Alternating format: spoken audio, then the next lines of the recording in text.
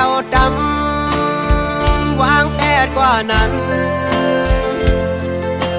อายห้องมันดึกขึ้นเหมือนหมอกทีมีดีปลายจิตโพยสูหมอกทางอ่อนคือปะห้างอายพึ่งแมงดึกไหลมินจุกอายห้องมันไว้ปันภาวนางเมห้างวันเปิดสู่ตึกเล่าเฮาตึกถูกเจอเธอก็คำห้างเปิงไปเฮิงเกิงเงินหน้าเมืองตึงแดงบางทางเจอเฮาบอกว่าลักเมาเมห้างเล่าห้างเลี้ยวน้ำคุณก็ยังอุ่นเจอปลาลูนคงกลางไหนสาวเมห้างก็มันเปิงกันจือหันมีดังพี่สั่งเมห้างวันถึงสร้างปืนลีมีไว้ดังน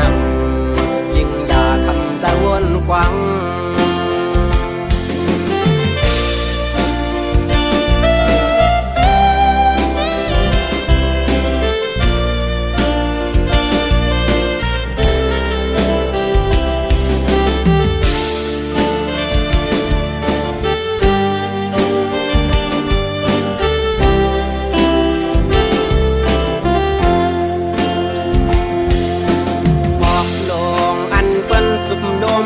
ดำวางแผดกว่านั้นอายห้องมันดึกขึ้นเหมือนหมอกทีมีดีปลายจิตโพยสูหมอกทางอ่อนคือปะห้างอายพึ่งแมงดึกไหลบินจุกอายห้องมันไว้ปันภาวนางเมห้างวันเปิดตึกเล่าเฮาตึกถูกเจอเธอก็คำห้างเปิงไปเฮิงเกิงเงินหน้าเมืองตึงแดงบางทางเจอเฮาบอกว่าลักเมาเมห้างเล่าห้างเลี้ยวน้ำคุณก็ยังอุ่นเจอปลาลูนคงกลางไหนสาวเมห้ามก็มันเปื้องกันจือหันมีดังพี่สั่ง